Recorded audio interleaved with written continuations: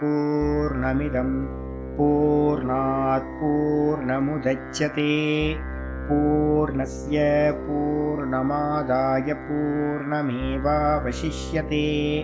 ॐ शान्ति शान्ति शान्तिः। ॐ गुरुर्ब्रह्मा गुरुर्विष्णुर्गुरुर्देवो महेश्वरः गुरुसाक्षात् परं ब्रह्म तस्मै श्रीगुरवे नमः। शङ्करं शङ्कराचार्यं केशवं बादरायणं सूत्रभाष्यकृतौ वन्दे भगवन्तौ पुनः पुनः। ईश्वरो गुरुरात्मेति मूर्तिभेदविभागिने व्योमवद्व्याप्तदेहाय दक्षिणामूर्तये नमः। सदाशिवसमारम्भां शङ्कराचार्यमध्यमाम् अस्मदाचार्यपर्यन्तां वन्दे गुरुपरम्पराम्। ॐ यो ब्रह्माणं विदधाति पूर्वं यो वै वेदांश्च प्रहिणोति तस्मै तं हदेवमात्मबुद्धिप्रकाशं मुमुक्षुर्वै शरणमहं प्रपद्ये। ॐ शान्ति शान्ति शान्तिः। ॐ असतो मा सद्गमय तमसो मा ज्योतिर्गमय मृत्योर्मामृतं गमय। ॐ शान्ति शान्ति शान्तिः।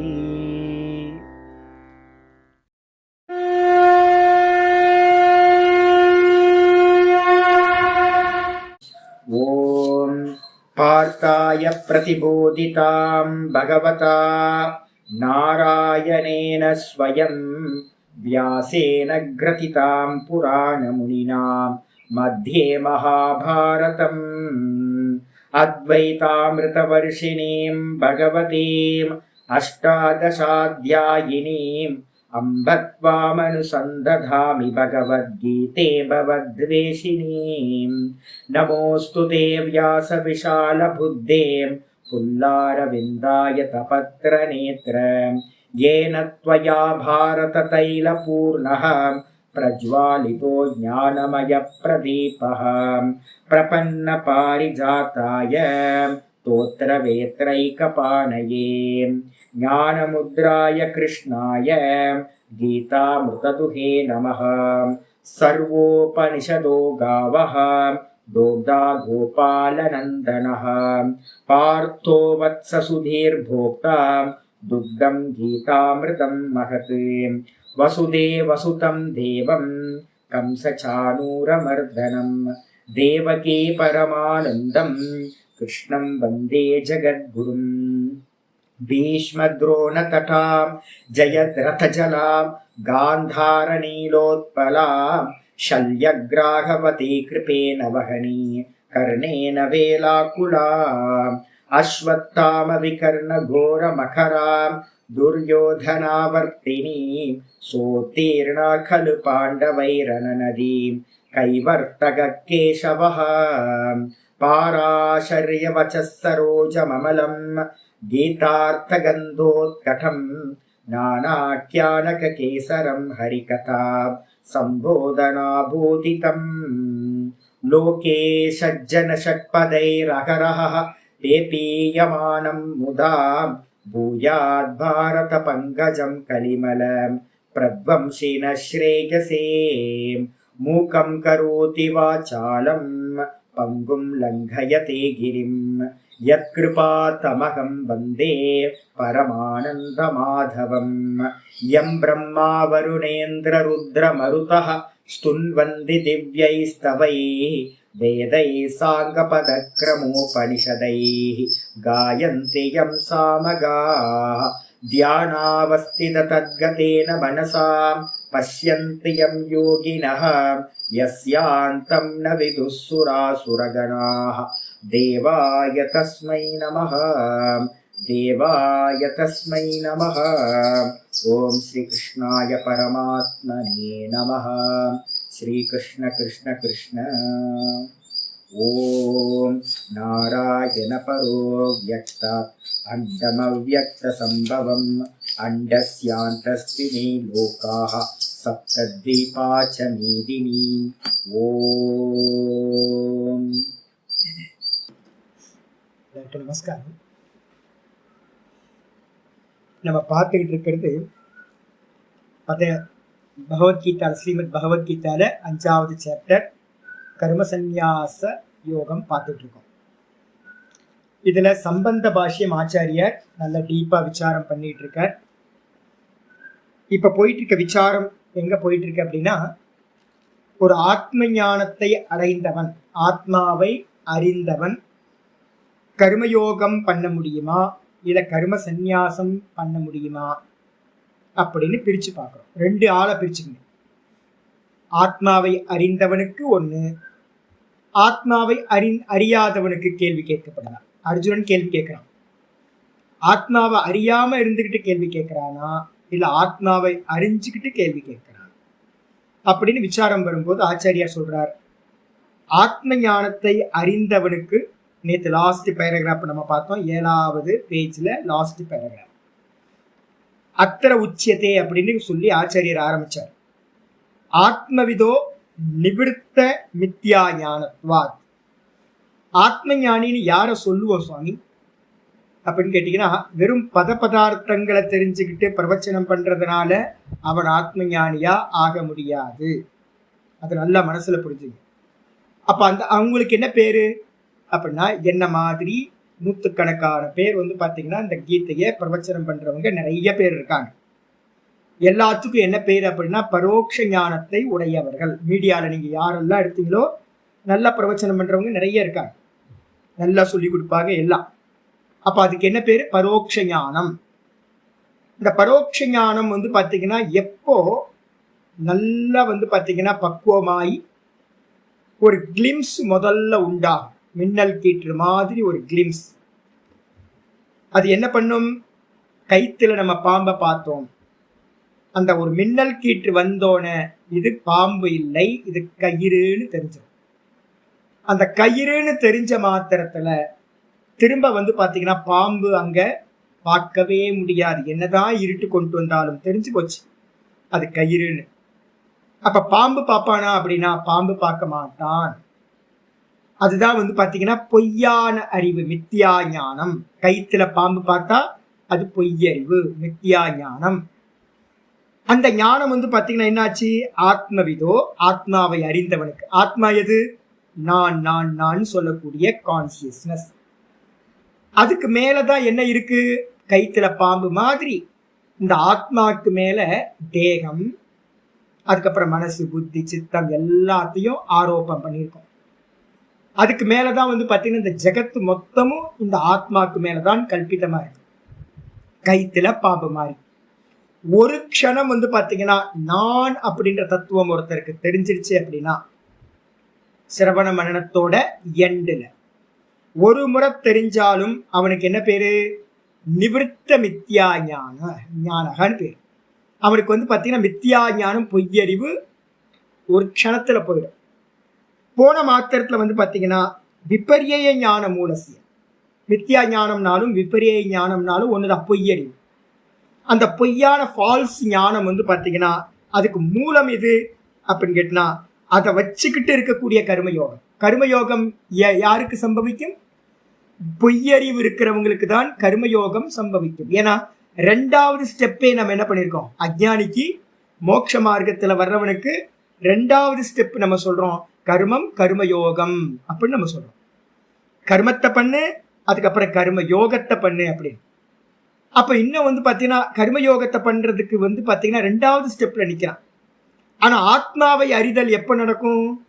கர்மம், கர்மயோகம், கர்மயோகத்தை பண்ணி சமத்துவ புத்தி, சமத்துவ புத்தியை அடைஞ்சதுக்கு பிறகு உபாசனம், உபாசனத்து மூலமா சித்த ஏகாகிரம், சித்த ஏகாகிரத்தை அடைச்சாச்சு அப்படின்னா கர்மத்தை பரிபூர்ணமா தியாகம் பண்றது.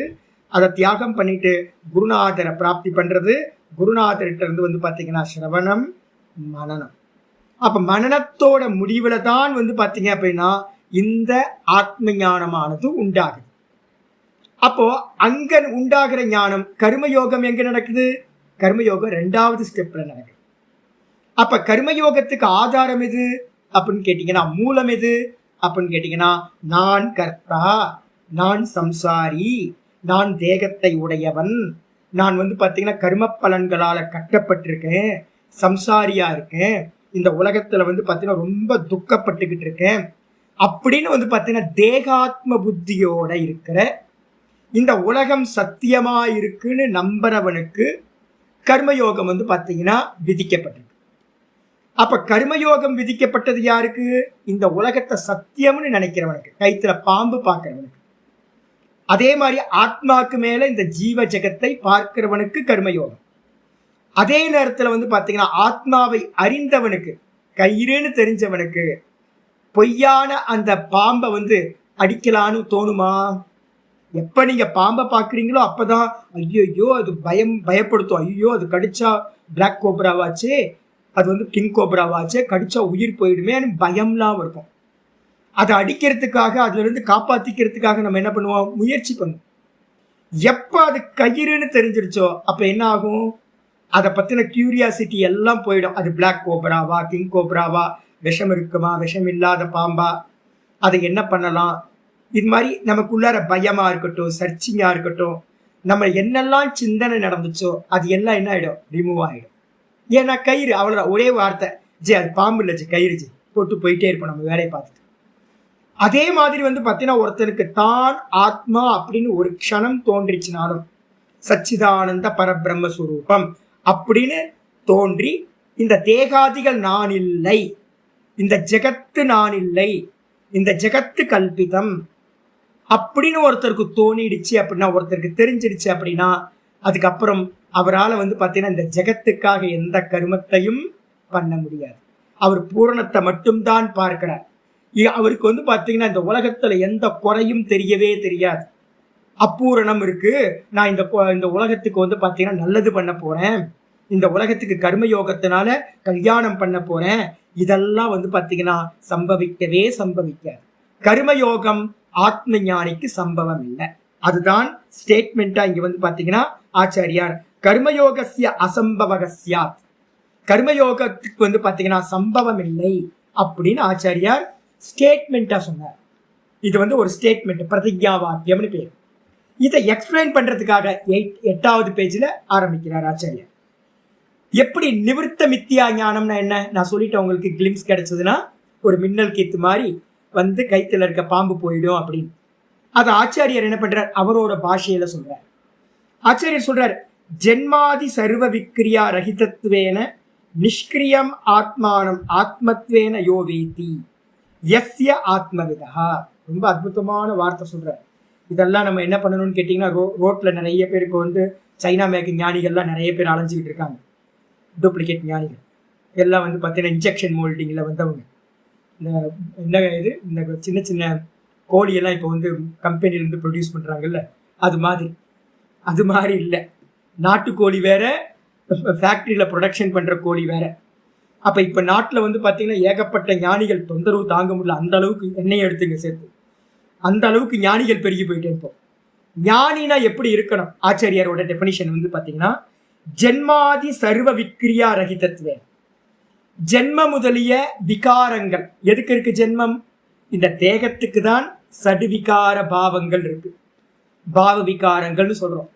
எது? அம்மா வயிற்றுல இருக்கிறது அஸ்தி, பிறக்கிறது ஜாயத்தே, அதுக்கப்புறம் வளர்றது வர்த்ததே, அதுக்கப்புறம் விபரிணாமத்தை அடைதல், சேஞ்ச் ஆகுது, பாடி சேஞ்ச் ஆகுது, விபரிணாமத்தே, அதுக்கப்புறம் அபக்ஷியதே தேயுது, அதுக்கப்புறம் ஒரு நாள் டும் இல்லாம போகுது, வினஷ்யதி. மொத்தம் 6 விதமான பாவ விகாரங்கள் அப்படின்னு சொல்லுவோம். அந்த பாவ விகாரங்கள் யாருக்கு அப்படின்னா தேகத்துக்கு நடக்குது.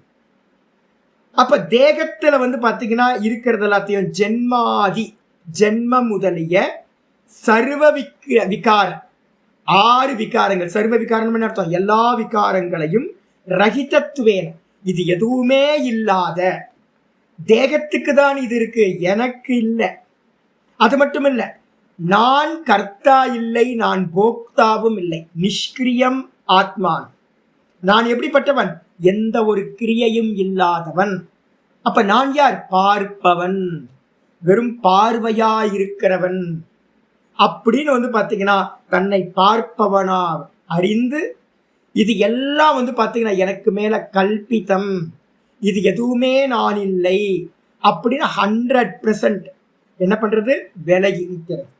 அப்படி இருந்துகிட்டு அப்படிப்பட்ட நிஷ்கிரிய ஆத்மாவை, சச்சிதானந்த சொரூபத்தை, கான்சியஸ்னஸ என்ன பண்றது? ஆத்மத்வேன யோவேதி, நான் என்று எவன் அறிகின்றானோ, யஸ்ய ஆத்மவித, இந்த ஞானம் எவனுக்கு இருக்கோ அவனுக்கு பேர் தான் ஆத்மாவை அறிந்தவன்.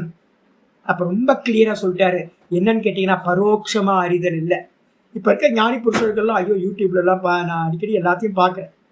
என்னன்னு கேட்டீங்கன்னா பர்த்டே கொண்டாடுறது. எனக்கு பாத்தீங்கன்னா வேதாந்தம் படிச்சவன் எவனாவது பர்த்டே கொண்டாடினா, ஒரு ப்ரீச்சர் பாத்தீங்கன்னா பர்த்டே கொண்டாடுறார், தன்னை ஞானின்னு சொல்லிக்கிறவர் ஒரு பர்த்டே கொண்டாடுறார் அப்படின்னாவே எனக்கு பாத்தீங்கன்னா ஐயோ இது பெரிய பேனர் அடிச்சு அவங்களே தன்னை அஜ்ஞானின்னு காட்டிக்கிறாங்களேன்னு இருக்கும்.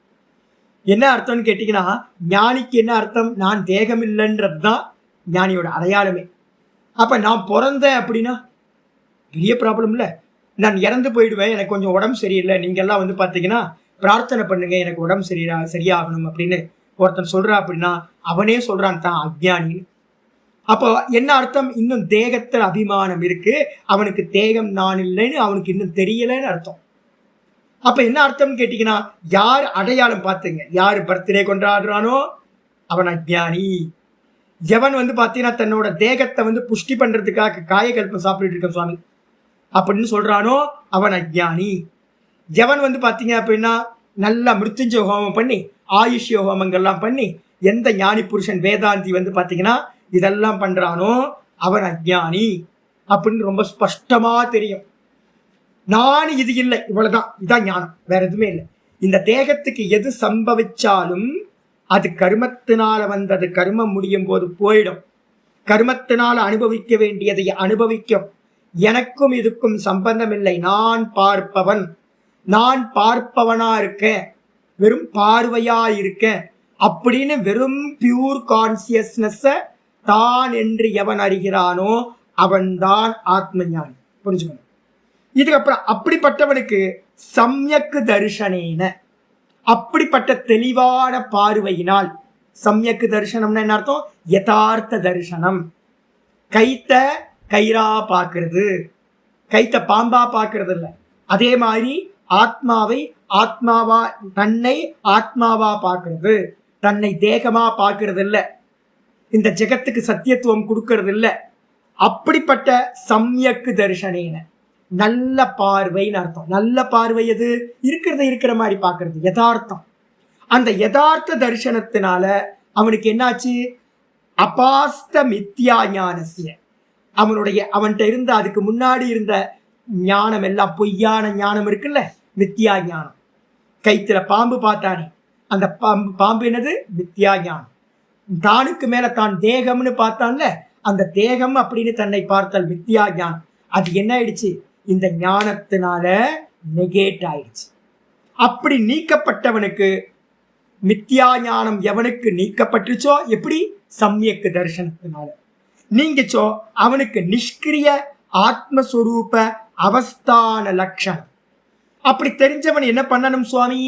கேள்வி கேட்க முடிஞ்சு போச்சா? நிறைய பேர் வெளில வந்துட்டான். நிறைய வாட்டி ஒருத்தருக்கு ஒரு கிளிம்ஸ் கிடைச்சது. இப்போ ஃபேமஸாக ஒரு சுவாமி இருக்கார், கைலாசா பெரிய சுவாமி இருக்கார். அவருக்கு பார்த்தீங்கன்னா திருவண்ணாமலையில் பார்த்தீங்கன்னா பவளக்குன்றுன்னு ஒரு மரம் இருக்கு. எப்போ வந்தீங்கன்னா பவளக்குன்றுவாங்க. பகவான் பார்த்தீங்கன்னா அருமையான அவங்க அம்மாவுக்கு உபதேசம் பண்ண இடம். எப்போ திருவண்ணாமலை பார்த்தீங்கன்னா பவளக்குன்று மரத்துக்கு கண்டிப்பாக போக, அற்புதமான இடம். அந்த மரத்துக்கு பின்பக்கம் பார்த்தீங்கன்னா ஒரு சின்ன இடத்த வச்சிருக்காங்க. நம்ம கைலாசா சுவாமி என்ன பண்ணாருன்னு கேட்டிங்கன்னா, ஒரு இடத்துல உட்காந்து தியானம் பண்ணார். தியானம் பண்ணோன்னே கண்டிப்பாக நல்லா புண்ணியம் இருக்கு, எல்லாத்துக்குமே இருக்கும். இப்போ நம்ம போயிட்டு இருக்கோம், இதெல்லாம் நான் விசாரம் இப்போ பீஜம் போடுறவங்களுக்கு இதெல்லாம் பதிவாகணுன்றதுக்காக. நமக்கு எப்போவாவது ஒரு கிளிம்ஸ் வந்துச்சு அப்படின்னா உடனே பார்த்தீங்கன்னா நமக்கு என்ன உண்டாகும்? ஆயிடுச்சு, நமக்கு எல்லாம் ஆயிடுச்சுன்னு நினச்சிப்போம், முடிச்சு போச்சுன்னு நினச்சிப்போம். இதே மாதிரி சுவாமிக்கும் என்னாச்சு உண்டாச்சு. இது மாதிரி நிறைய பேருக்கு இந்தியாவில் ஏகப்பட்ட பேர் எனக்கு தெரிஞ்சு பார்த்தீங்கன்னா 100 கணக்கில் இருக்காங்க. என்ன பண்றாங்கன்னு கேட்டீங்கன்னா, உட்கார்ந்து மெடிடேட் பண்ணும் போது என்ன ஆகும், ஒரு கிளிம்ஸ் வரும். இந்த பாடி நான் இல்லை அப்படின்னு ஒரு ஒரு செகண்ட் வந்து பாத்தீங்கன்னா மின்னல் கீற்று மாதிரி வந்துட்டு போகும். அப்படி வந்துட்டு போனதுக்கு பிறகு இவங்க என்ன பண்றாங்க, முடிஞ்சாச்சு, நம்மளுடைய சம்சாரம் முடிஞ்சிடுச்சுன்னு நினைச்சுக்கிட்டு சொசைட்டிக்குள்ளார வந்துடுறாங்க. சொசைட்டிக்குள்ளார வந்த மாத்திரத்துல என்ன ஆகும் அப்படின்னு கேட்டீங்கன்னா, ஞானம் நழுவி போகும். ஞானம் நல்லா தெரிஞ்சுங்க, ஞானம் நழுவி போகும். ஏன் அப்படின்னா, அந்த ஞானம் இன்னும் திருடமா ஆகவில்லை. அப்ப என்ன பண்ணணும் சுவாமி அப்படின்னு கேட்டீங்கன்னா, நிஷ்கிரிய ஆத்மஸ்வரூப, நான் கர்த்தா இல்லை போக்தா இல்லை சுத்த சைத்தன்யமா இருக்கேன் அப்படின்ற ஆத்மஸ்வரூபத்துல அவஸ்தான லட்சணம். அவஸ்தானம் என்ன அர்த்தம், அதுல தொடர்ந்து நிக்கிறது, எஸ்டாப்ளிஷ் ஆகிறது. அதுக்காக வந்து பாத்தீங்கன்னா சர்வ கர்ம சந்நியாசம் உக்துவா. ரொம்ப கிளியர் இந்த பாஷ்யம். அப்ப என்ன அர்த்தம் அப்படின்னா, ஞானம் கிடைச்சோன அந்த கிளிம்ஸ் இருக்குல்ல, அந்த கிளிம்ஸ் கிடைச்ச மாத்திரத்தில் அதை பிடிச்சுக்கிட்டு ரமண பகவான் மாதிரி என்ன பண்ணிருக்கணும் அப்படின்னா, நேரா நிஷ்டைக்காக ஒரு ஏகாந்தத்துல வந்து சர்வ கர்மத்தையும் விட்டுட்டு தியானத்தில் உட்கார்ந்து எதை அடைஞ்சமோ அதுல எஸ்டாப்ளிஷ் ஆகிறதுக்காக. புரியுதா உங்களுக்கு? அதுக்கு பேர் தான் நிஷ்டை கை கூடுதல், சொரூப அவஸ்தானம் அப்படின்னு பேர். தொடர்ந்து நிற்றல். நிஷ்டாக்கு அர்த்தமே வந்து பாத்தீங்கன்னா தொடர்ந்து நிற்றல்னு அர்த்தம். ஸ்டா திஷ்டத்தின்னு அர்த்தம். அப்ப கதி நிவிருத்தவ் அப்படின்னு பேர். அது வந்து பாத்தீங்கன்னா அது தாத்து அர்த்தமே என்ன அர்த்தம் அப்படின்னா கதி நிவிருத்தம், செயலின்மைன்னு அர்த்தம். போக்குவரவு இல்லாம தான் தானா நிக்கிறது. அந்த தான் தானா நிக்கிறதுக்கு என்ன வேணும்? தான் தானா நிக்கணும்னா எல்லா வேலையும் பண்ணிட்டு தான் தானா நிக்க முடியுமா? நிக்க முடியாது. அப்ப என்ன பண்ணணும்? சர்வ கர்ம சந்நியாசம் உக்த்வா. பகவான் என்ன பண்றார்? நிஷ்டைக்காக சர்வ கர்ம சந்நியாசம். இப்ப எனக்கு ஒரு கிளிம்ஸ் கிடைச்சதுன்னா, இப்போ இந்த க்ஷணம் வந்து பாத்தீங்கன்னா நான் டே டு லைஃப்ல இருக்கேன், மனநம் நல்லா தீவிரமா பண்ணிக்கிட்டு இருக்கேன், நாள் ஃபுல்லா ஒரே விஷயம்தான். இப்ப எனக்கு வந்து பாத்தீங்கன்னா ஒரே ஒரு க்ஷணம் இந்த கிளிம்ஸ் கிடைச்சதுன்னா நான் என்ன பண்ணுவேன், என்னோட பழைய கிளாஸஸ்லாம் இருக்குங்க பகவத்கீதை, அதை வந்து நாத பிரம்மம் உங்களுக்கு அப்லோட் பண்ணுவார், யூடியூப்ல கேட்டுங்க, நமஸ்காரம் பண்ணிட்டு இப்பவே மூட்டையை கட்டிடுவேன். நான் இப்பவே ஷட் டவுன் பண்ணிடுவேன். ஏன்னா கீதாச்சாரியர் அதுதான் சொல்றார். ஒன்ஸ் ஒருத்தனுக்கு வந்து ஒரு கிளிம்ஸ் வந்துடுச்சு அப்படின்னா அவனுக்கு வந்து பார்த்தீங்கன்னா எந்த கருமத்தையும் பண்றதுக்கு சம்பவம் இல்லை, பண்ணக்கூடாது. அப்படி பண்றான் அப்படின்னா நிறைய சுவாமிகள் அந்த கிளிம்ஸ் கிடைச்சோன என்ன பண்ணிட்டாங்க, கருமத்துல ஈடுபட ஆரம்பிச்சிட்டாங்க. ஆசிரமம் கட்டுறது, பெரிய பெரிய ப்ரோக்ராம் பண்றது, நிறைய பணத்தையும் ஆட்களையும் விவகாரம் பண்றது. அப்படி பண்ணும்போது என்ன ஆயிடும், ஞானம் நிஷ்டையா பரிணமிக்காம என்ன ஆயிடும், லோக்க விவகாரத்துல ஸ்பாயில் ஆயிடும்.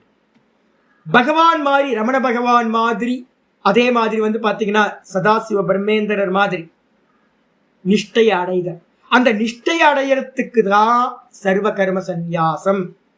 இப்ப நான் சொல்றேன் ஒரு விதி, முக்கிய விதி என்னன்னு கேட்டா, சந்நியாசிய சிரவணம் குறியாத்துன்னு இருக்கு. சந்நியாசம் பண்ணிட்டு சிரவணம் பண்ணு அப்படின்னு விதி இருக்கு. இருந்தாலும் பரம்பரையில என்ன பண்ணியிருக்கோம், ஆதி காலத்துல இருந்து என்ன பண்ணியிருக்கோம், பரவாயில்லப்பா சந்நியாசம் பண்ணலைன்னா கூட வந்து பாத்தீங்கன்னா நல்லா கொஞ்சம் விவேகம் இருக்கு, புண்ணியம் இருக்கு, கொஞ்சோண்டு வைராக்கியம் இருக்கு அப்படின்னா கிரகஸ்தரா இருந்து கூட வேதாந்தம் கேட்டுக்குங்க, ஞானத்தை வந்து பாத்தீங்கன்னா பிராப்தி பண்ணுங்க, சப்த அர்த்தங்களை தெரிஞ்சுங்க, நல்லா சிரவணம் பண்ணுங்க, மனனம் பண்ணுங்க நல்லா. அப்ப சிரவணம் மனனம் வரைக்கும் யாக்ஞவல்யர் மாதிரி வீட்டில இருந்துகிட்டே நீங்க வந்து பாத்தீங்கன்னா சம்பாதிச்சிடலாம் ஞானத்தை. பெரியவங்கள்லாம் அது மாதிரி சம்பாதிச்சிருக்காங்க. ஆனா நிதித்தியாசனத்துக்கு வந்து பாத்தீங்கன்னா வீட்டுல இருந்து நான் நிதித்தியாசனம் பண்றேன் சுவாமி, ஆசிரமத்துல கர்மங்களை பண்ணிக்கிட்டு புரோகிராம் எல்லாம் பண்ணிக்கிட்டு நிறைய இதெல்லாம் கர்மங்கள்ல ஈடுபட்டுக்கிட்டு நான் நிதித்தியாசனம் பண்றேன் அப்படின்னு ஒருத்தன் சொன்னானா அது சம்பவிக்கவே சம்பவிக்காது. தான் தான்ல நிக்கிறதுக்கு ஒரே காரியம், ஒரே ஒரு கண்டிஷன் மட்டும்தான். என்ன அப்படின்னா சர்வத்தையும் ஷட் டவுன் பண்றது மட்டும்தான் சாதனம். அதனால்தான் வந்து பாத்தீங்கன்னா தியாகே நைக்கே அமிர்தத்துவமான சொல்லுது. தியாகத்தினால மட்டும்தான் வந்து பாத்தீங்கன்னா எதை அடைய முடியும், ஆத்மாவை பிராப்தி பண்ண முடியும். தியாகாத் சாந்திரனந்தரம். தியாகத்தினாலதான் சாந்தியை அடைய முடியும், மோட்சத்தை அடைய முடியும். அப்ப என்ன அர்த்தம் அப்படின்னு கேட்டா, சர்வ கர்ம சந்நியாசம் நிஷ்டைக்காக சொல்லப்படுது. நிறைய பேர் சொல்றாங்க ஆத்ம தியானம் பண்ற, ஆத்ம தியானம், அதெல்லாம் சம்பவிக்காது. ஏன் அப்படின்னு கேட்டீங்கன்னா, மத்ததை தியானம் பண்றேன்னு சொல்லுங்க, சம்பவிக்கும். மத்தது எது? ஒரு நாம ரூபத்தை வந்து பாத்தீங்கன்னா ஈஸ்வரனை தியானம் பண்றேன் அப்படின்னு யாராவது சொன்னாங்க அப்படின்னா அது சம்பவிக்கும். ஒரு கான்சென்ட்ரேஷன் வந்து பாத்தீங்கன்னா ஒண்ணுத்துல பண்ண முடியும். இந்த ஆத்மால வந்து பாத்தீங்கன்னா ஒருத்தர் தியானம் பண்றேன் அப்படின்னா ஆத்மாக்கு அந்நியமா இருக்கிறத எல்லாத்தையும் நேத்தி பண்ணதுக்கு பிறகு தான் தானா நிற்கிறதுக்கு பேர் தான் ஆத்ம தியானம். அது ஆப்ஜெக்ட் இல்லை. அப்ப நல்லா புரிஞ்சுக்கணும், ஆப்ஜெக்ட் தியானங்களை பண்றதுக்கு என்ன வேணாம், சர்வ கர்ம சந்நியாசம்லாம் தேவையில்லை. இப்ப வீட்டுல இருந்துட்டு நீங்க வந்து பாத்தீங்கன்னா நல்லா வந்து ஈஸ்வர மூர்த்தத்தை வந்து பாத்தீங்கன்னா தியானம் பண்ணலாம். அதுல வந்து எந்த ஒரு தப்புமே இல்லை, பண்ணவே ஈஸியா முடியும். உங்களுக்கு முயற்சி பண்ணீங்கன்னா முடியும்.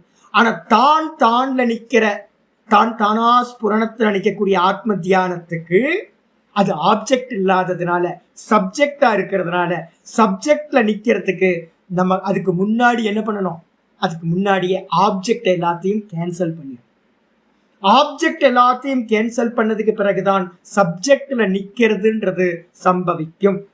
அப்ப நல்லா புரிஞ்சுக்கணும், எங்க கிரிட்டிசைஸ் பண்றோம் தியானத்தை, நிர்குண தியானம் தானா நிக்கிறதுல தான் எல்லாத்தையும் வச்சுக்கிட்டு பண்ண முடியாதுன்னு சொல்றோம்.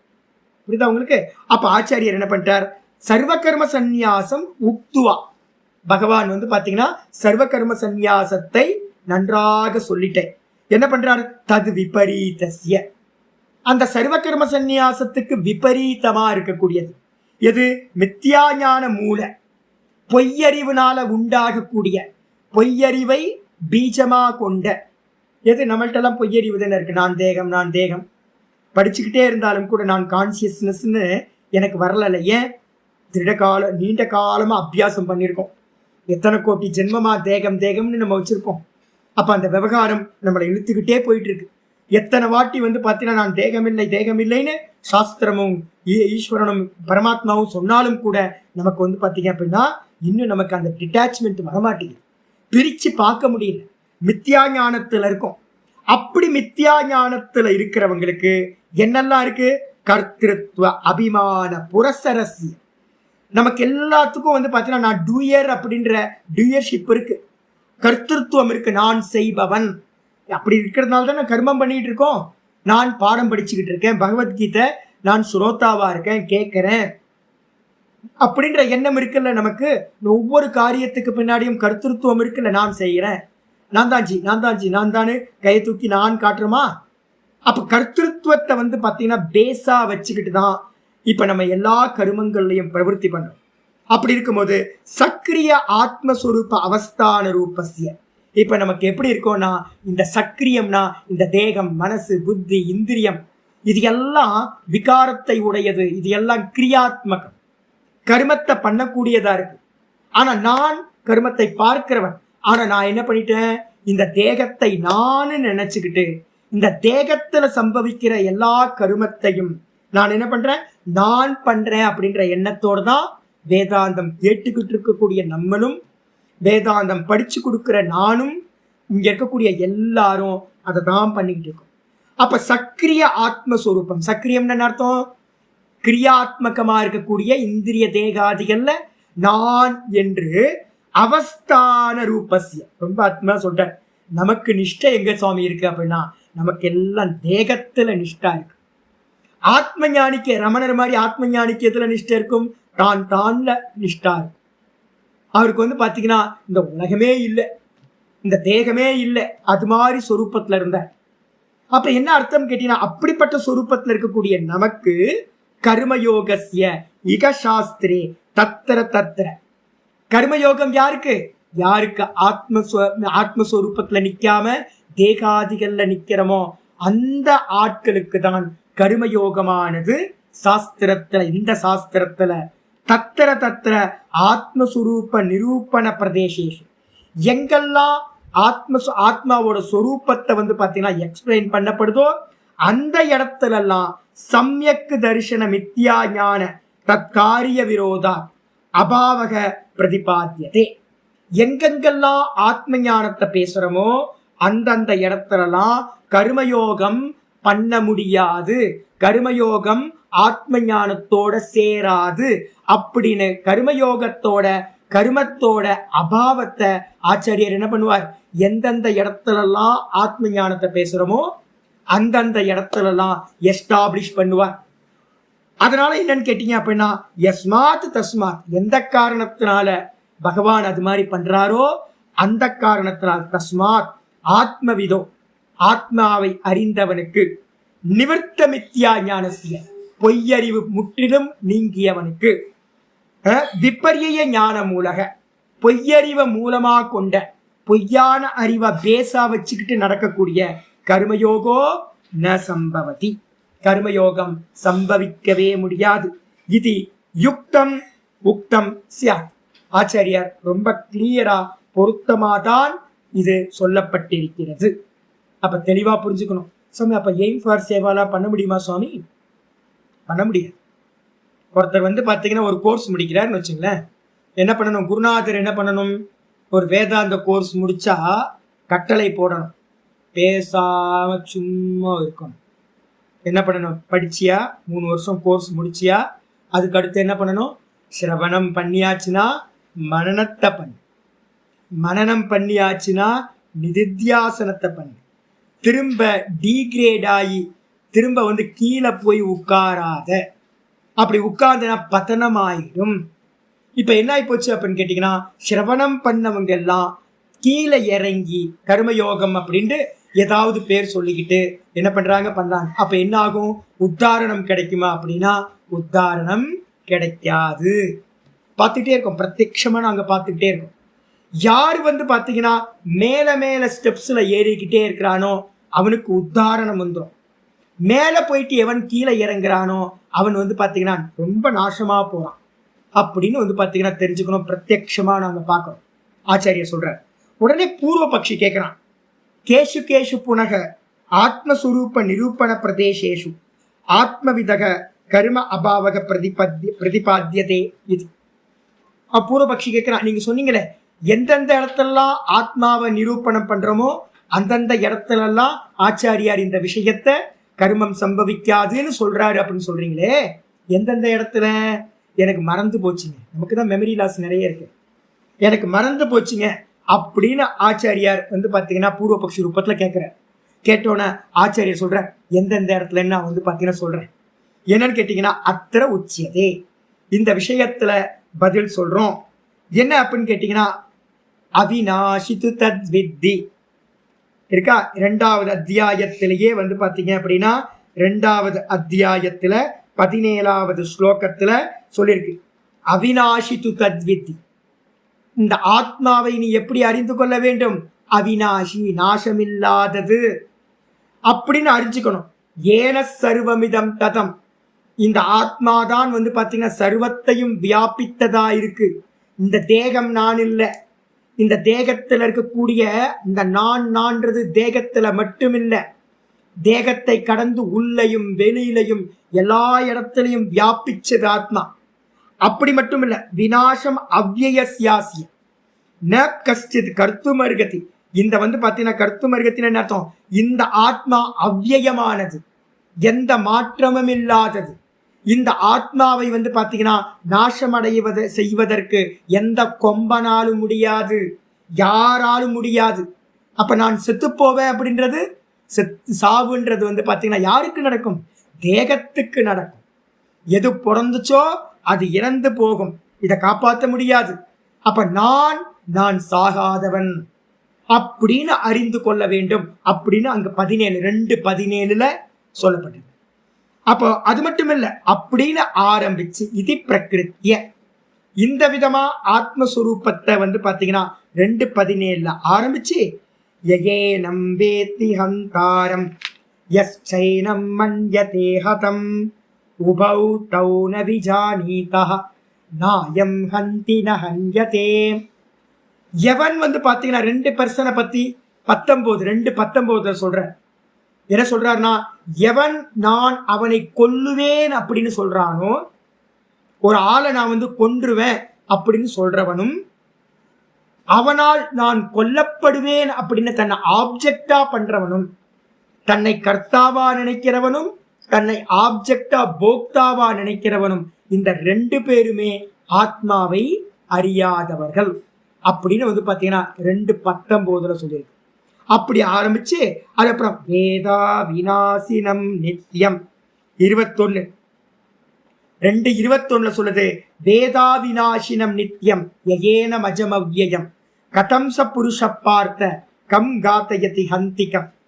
வேதா விநாசினம் நித்தியம், இந்த ஆத்மா பாத்தீங்கன்னா நாசமில்லாதது, நித்தியமானது, அஜம் பிறப்பில்லாதது, அவ்யயம் மாற்றமில்லாத அச்சல தத்துவம், நிஷ்கிரியம் அப்படின்னு வேத எவன் பாத்தீங்கன்னா அறிகின்றானோ அந்த புருஷன் யாரை கொல்லுவான், யாரை கொல்விப்பான் அப்படின்னு 21 வந்திருக்கு.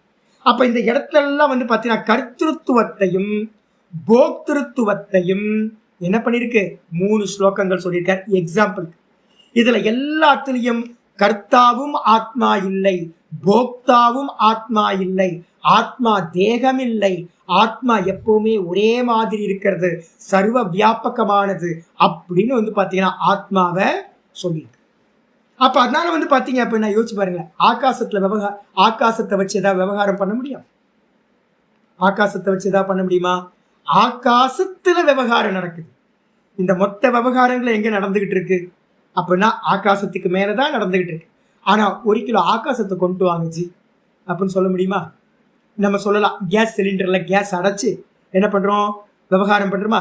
சிலிண்டர் கேஸ் சிலிண்டர் கொண்டு வாங்க, அங்க கொண்டு போங்க, இங்க கொண்டு போங்க. பலூன்ல பாத்தீங்கன்னா ஏரை பாத்தீங்கன்னா ஃபில் பண்ணி பலூன் இங்க கொண்டு போகலாம், அங்க கொண்டு போகலாம். காத்துல விவகாரம் நடக்குது. ஆனா காத்தையும் வியாபிச்சிருக்கிற ஆகாசத்தை நம்ம என்ன பண்ண முடியாது, விவகாரம் பண்ண முடியும். அந்த ஆகாசத்தையும் வியாபிச்சிருக்கிறதா ஆத்மா இருக்குன்னு சாஸ்திரம் சொல்லுது. அப்ப ஆத்மாவை விவகாரத்துல கொண்டு வர முடியுமா? அப்படின்னா ஆத்மாவை விவகாரத்துல கொண்டு வர முடியாது. ஆகாசத்தையும் கர்மம் பண்ண முடியாது. அதே மாதிரி ஆத்மாவையும் கர்மத்தில் ஈடுபடுத்த முடியாது. அதுக்கு கீழே இருக்கிறது எல்லாத்தையும் பண்ணலாம். ஏன்? லிமிட்டா இருக்கு. எது லிமிட்டா இருக்கோ அதை வச்சுக்கிட்டு தான் நம்ம ஒரு கர்மத்துல ஈடுபடுத்த முடியும். இப்ப நான் தேகம்னு வச்சுங்களேன், அப்ப தேகத்தை வச்சுக்கிட்டு கர்மா பண்ணலாம். ஆனா நான் பிரம்மம்னு ஒரு ஞானம் உண்டாச்சுன்னா என்ன பண்ண முடியாது, விவகாரம் சித்திக்காது.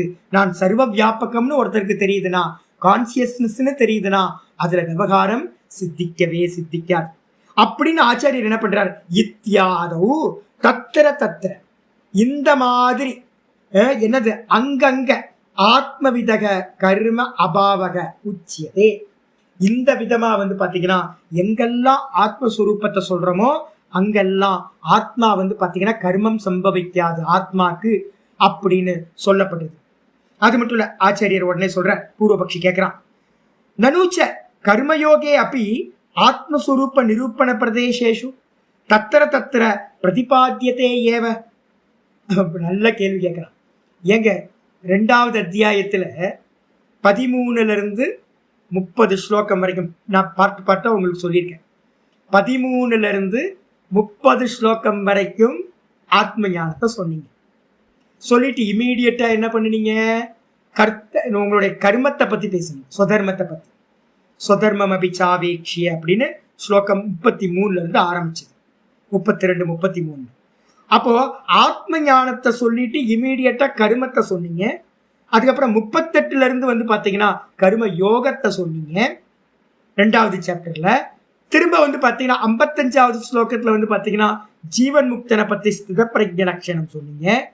அப்போ பாத்தீங்கன்னா ஆத்ம ஞானத்தை சொல்ற அதே பகவத்கீதையில அந்த 2வது சாப்டர்லயே முன்னையும் பின்னையும் ஆத்ம ஞானத்தை சொல்லிட்டு நடுவுல பாத்தீங்கன்னா கர்மயோகத்தை சொல்றீங்களே.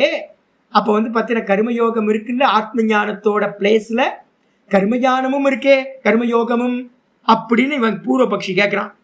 கர்மயோகோ அப்படி, கர்மயோகமும் கூட ஆத்மஸ்வரூப நிரூபண பிரதேசேஷம், எங்கெல்லாம் ஆத்ம ஞானத்தை பேசுறோமோ அங்கெல்லாம் கர்மயோகமும் கூட தத்திர தத்திர பிரதிபாத்தியத்தை அங்கங்க எஸ்டாப்ளிஷ் செய்யப்பட்டிருக்கே.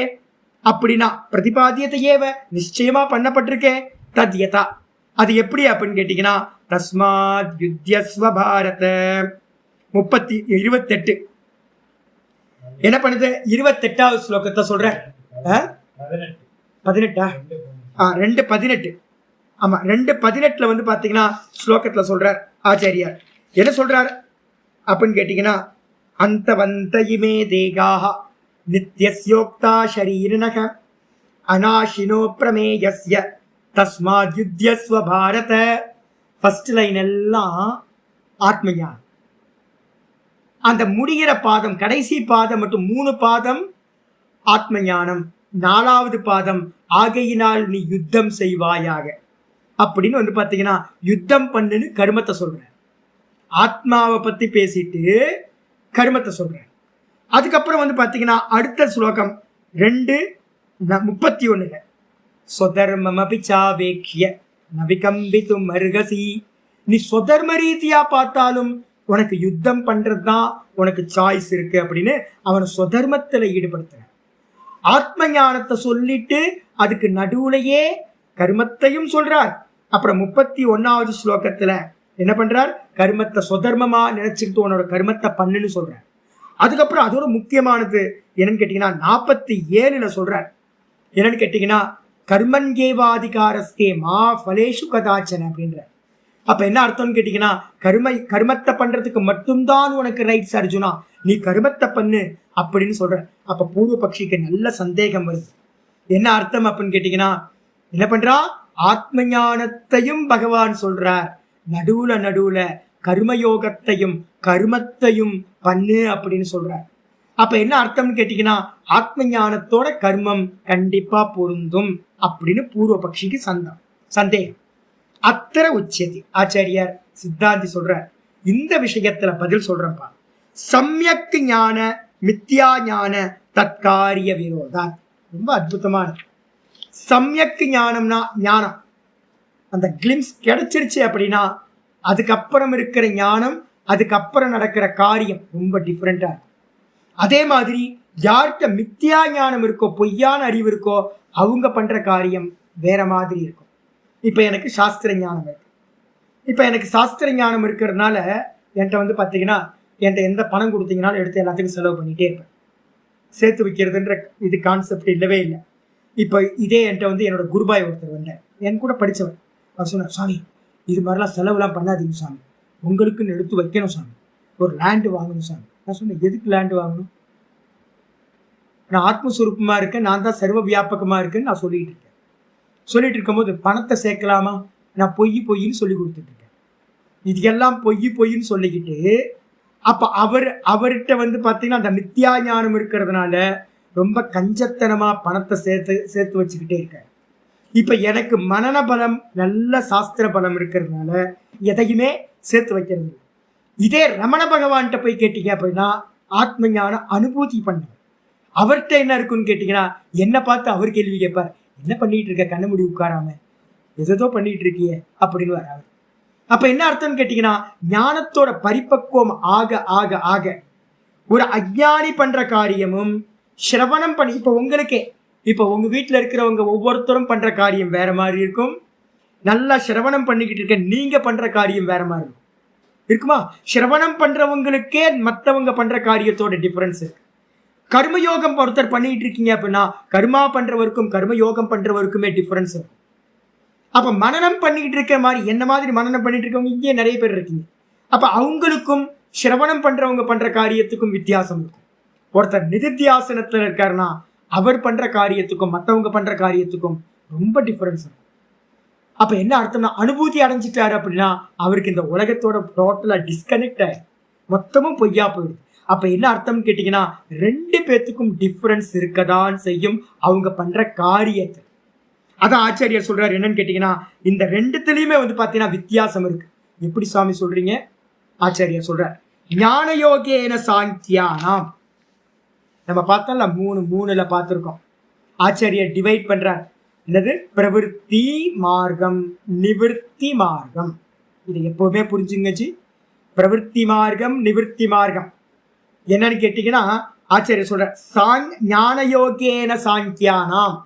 யாரெல்லாம் ஒரு கோர்ஸ்ல வந்து நல்ல முறையில ஆத்மாவை பத்தி நல்லா தெளிவா தெரிஞ்சிடுச்சோ, அப்படிப்பட்டவங்களுக்கு பேர் என்ன பேரு? சாங்கியர்கள்னு பேர். ஆத்மாவை பத்தின நாலேஜ் நல்ல உபனிஷதங்கள் கேட்டு கேட்டு கேட்டு கீதைய ஃபுல்லா கேட்டு முடிக்கும் போது ஆத்மானா நான், நான் சச்சிதானந்த பரபிரம்மஸ்வரூபம், நான் தேகமில்லை அப்படின்னு நல்லா ஸ்ட்ராங்கா தெரிஞ்சு போச்சு. ஆனா பதார்த்தமா சிரவணம் பண்ணியாச்சு. அப்படிப்பட்டவங்களுக்கு பாத்தீங்கன்னா என்ன ஆச்சாரியார் சொல்லியிருக்காரு? சாங்கியர்களுக்கு ஞான யோகம். சாங்கியர்களுக்கு ஞான யோகம்னா என்ன சுவாமி அப்படின்னு கேட்டீங்கன்னா 5:17 சொல்ல போகுது. என்ன பண்ணணும் அப்படின்னா, சிரவணம் பண்ணி நல்லா முடிச்சாச்சு அப்படின்னா என்ன பண்ணணும்? தத்புத்தயஸ் ததாத்மானக தன்னிஷ்டா தத்பராயணாக கச்சந்திய புனராவృத்திம் ஞான நிர்தூத கல்மஷாக அப்படின்னு சொல்ல போகுது. திரும்ப கர்மத்துக்கு போகக்கூடாது. ஆத்ம ஞானத்துல பிரவருத்தி பண்ணவன் அடுத்த ஸ்டெப் சிரவணத்துக்கு அப்புறம் மனனம் இன்க்ரீஸ் பண்ணிக்கிட்டே போகணும். நம்ம இந்த விஷயத்தை பார்த்தீங்கன்னா இந்த சிந்தனத்தை அதிகப்படுத்திக்கிட்டே போகணும். ஒரு கிளாஸ் கேட்குறவங்க 2 கிளாஸ் கேட்க ஆரம்பிக்கணும். 2 கிளாஸ் கேட்குறவங்க 3 கிளாஸ் கேட்க ஆரம்பிக்கணும். 3 கிளாஸ் கேட்குறவங்க அனலைஸ் பண்ணணும். ஒன்னோட ஒன்று ஒரு கிரந்தத்தையும் இன்னொரு கிரந்தத்தையும் அனலைஸ் பண்ணணும். நல்லா மனனம் பண்ணணும். திரும்ப திரும்ப மனனம் பண்ணவங்க என்ன பண்ணணும்? நல்லா மனனம் பூர்த்தியாச்சு அப்படின்னா நிதித்தியாசனத்துல கண்ணை மூடி உட்காரணும், அனுபூதிக்கு போகணும். இதுதான் பார்த்தீங்கன்னா சாஸ்திரத்துல சொல்லப்பட்டிருக்கு. இதுக்கு பேர் என்னது? ஸ்ரோத்தவ்யோ மந்தவ்யோ நிதித்தியாசிதவ்யா ஆத்மாவா அரே திரஷ்டவ்யா. இந்த உலகத்துல ஞானத்தை அடைஞ்சவங்களுக்கு என்ன சொல்லப்பட்டிருக்கு? ஆத்மாவை தரிசனம் பண்ண. அதுக்கு என்ன சாதனம்? சிரவணம், மனனம், நிதித்தியாசனம். சிரவணம் பண்ணிட்டு திரும்ப கீழே இறங்கக்கூடாது. மனனம் பண்ணிட்டு திரும்ப கீழே இறங்கக்கூடாது. இறங்க மாட்டான். எவனாவது சிரவணம் பண்ணிட்டு கீழே இறங்குறான் அப்படின்னா அவனுக்கு பார்த்தீங்கன்னா பின்னாடி இருக்கிற குருநாதர் ஒழுங்கா சொல்லி கொடுக்கல. புரிஞ்சா போதும், வேதாந்தம் சிரவணத்தோடும் புரிஞ்சிடும். மனனம் பண்ணுனா தெரிஞ்சிடும், இந்த உலகம் பொய்யானது, நான் பண்ண வேண்டியது ஒண்ணுமில்லை அப்படின்னு தெரிஞ்சிடும். நீங்க அதுக்கு அடுத்து என்ன பண்ணுவீங்க? நிதித்தியாசனத்துக்கு போவீங்க. நிதித்தியாசனத்துக்கு போயிட்டா உலகமே இல்லாம போயிடும். இருக்கிறது ஒரே வஸ்துவா தெளிவா தெரிஞ்சிடும். அப்ப எந்த கர்மமும் பண்ண மாட்டான். வெறும் கௌபீனவந்தக கலுபாக்கியவந்தகன்னு அழகா இருக்கிற மாதிரி ரமண பகவான் மாதிரி உட்கார்ந்து ஆயிடுச்சா. அப்ப ஆச்சாரியர் சொல்றாரு ஞான யோக யாருக்கு அப்படின்னா சாங்கியானாம் ஞான யோகா அப்படின்னு 3வது அத்தியாயத்துல 3வது ஸ்லோகம் சொல்றார். இது அனேன சாங்கியானாம் ஆத்ம தத்துவ விதாம். யாரு சாங்கியர்களா ஆத்ம தத்துவத்தை அறிந்தவர்களோ அவர்களுக்கு அனாத்மவித்து கருத்திருக்க கர்மயோகம் நிஷ்டாதோ. அவருக்கு மாறா இருக்கிறவங்க யாரு? ஒருத்தர் காரியம் பண்ணிக்கிட்டு இருப்பாங்க கர்மயோகத்துல. என்னது அப்படின்னா ஆத்மவித்து அனாத்மவித்து, ஆத்மாவை அறியாதவர்கள், தான் தேகம் என்று நினைத்தவர்கள், தான் கர்த்தான்னு நினைச்சவங்க, நான் கர்த்தா போக்தா அப்படின்னு பார்த்தீங்கன்னா ரொம்ப ஸ்ட்ராங் கன்விக்ஷனோட இருக்கிற நிஷ்டையோட இருக்கிறவங்க, அவங்களுக்கு நிஷ்கிரிய ஆத்மஸ்வரூப அவஸ்தான லட்சணையா ஞானயோக நிஷ்டாயாக பிருத்தக்கரணா. அந்த 3வது அத்தியாயத்துல அவங்களுக்கு என்ன பண்ணியிருக்காரு? கர்மினாம் கர்மயோகா பிரிச்சு சொல்லியிருக்கார். கர்மிகளுக்கு பார்த்தீங்கன்னா யாரெல்லாம் கர்த்திருத்துவ புத்தியோட தேகாத்ம புத்தியோட ஆத்மாவை தெரியாம இருக்காங்களோ அவங்களுக்கு பார்த்தீங்கன்னா என்ன பண்ணணும் அப்படின்னா கர்மயோகத்தை பண்ணணும். பல தியாகத்தை பண்ணு. கர்த்திருத்துவ தியாகம் உனக்கு பண்றது கொஞ்சம் லேட் ஆகும். நம்ம பார்த்துருக்கோம்ல 3:8, 3:9, 3:19. இது பார்த்தீங்கன்னா கர்ம பல தியாகத்தை சொல்லுச்சு. அப்புறம் 3:30 என்ன சொல்லுச்சு அப்படின்னா கர்மத்தையே தூக்கி பகவான்கிட்ட பாதி சமர்ப்பணம் பண்ணு. அதுக்கப்புறம் 4வது சாப்டர் வந்ததுக்கு அப்புறம் தான் கர்மண்ய கர்மய பஷ்யத். 4:18 வரும்போது ஞானம் வருது, நான் செய்யவில்லை அப்படின்னு. 3:27, 3:28, 4:18 இதெல்லாம் சொல்லுது ஆத்ம ஞானம் என்னன்னு. அப்ப என்ன அர்த்தம் கேட்டீங்கன்னா கர்த்திருவத்தை தியாகம் பண்ண ஆளு பார்த்தீங்கன்னா ஞான யோகத்துல போகட்டும். கர்த்திருவம் யார்கிட்ட இருக்கோ அவங்க என்ன பண்ணணும்? கர்த்திருவத்தோட கர்மத்தை பண்ணுங்க. ஆனா கூட என்ன பண்ணுங்க? பல தியாகத்தை பண்ணி கர்மயோகமா பண்ணுங்க அப்படின்னு பார்த்தீங்கன்னா ஞான யோகிகளுக்கு பார்த்தீங்கன்னா தனியா என்ன பண்ணிருக்கு? கர்மயோகிகளை பிரிச்சு சொல்லப்பட்டிருக்கு.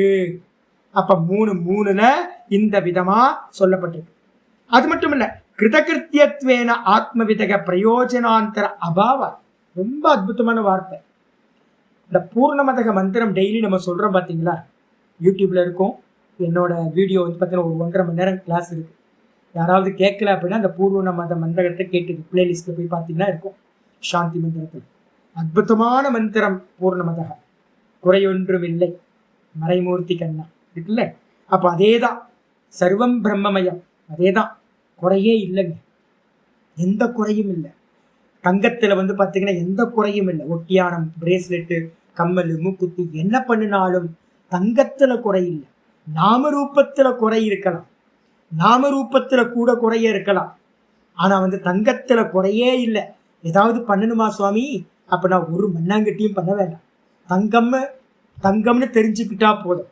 நம்ம தங்கம் தெரிஞ்சுக்கிட்டதுக்கு அப்புறம் குறை தெரியாம போயிடும். அதே மாதிரி இருக்கிறதெல்லாம் ஆத்மஸ்வரூபம், பிரம்மஸ்வரூபம்னு தெரிஞ்சுக்கிறதுக்காக தான் இந்த ஞான யோகம். தெரிஞ்சுக்கிட்டோம் அப்படின்னா இந்த உலகம் வந்து பாத்தீங்கன்னா இவ்வளவு குறைகளோட தெரியவே தெரியாது. குறைகளே வாஸ்தவத்துல இல்லை, குறைகள் எல்லாம் நம்மளுடைய திருஷ்டியில இருக்கு. ப்ராப்ளம் வந்து பாத்தீங்கன்னா நம்மளுடைய பார்வை கோளாறு, கேட்ராக்ட் பண்ணணும், ஆப்ரேஷன் பண்ணணும். அப்ப அதனால வந்து பாத்தீங்கன்னா யாரு வந்து பாத்தீங்கன்னா கிருதகிருத்தியமா ஆயிட்டானோ, கிருதகிருத்தியன்னா யாரு, செய்ய வேண்டியதை எல்லாத்தையும் செய்தவன். என்ன சொல்லியிருக்கு, 3:17 ஸ்லோகம் சொல்லியிருக்கு. என்னது, யஸ்வாத் மரதிரேவஸ்யாத் ஆத்ம திருப்தஸ்ச மானவஹ ஆத்மன் ஏவச்ச சந்துஷ்டஹ தஸ்ய காரியம் ந வித்யதே.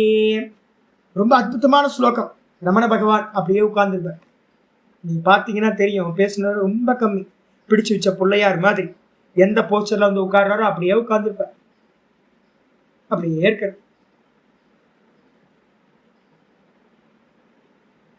அப்படியே இருக்கு, எந்த சேஞ்ச் இல்லை. என்ன அப்படின்னா டான்ல அந்த சமாதி நிஷ்டையில, சகஜ சமாதியில எஸ்டாப்ளிஷ் ஆயிருக்கு.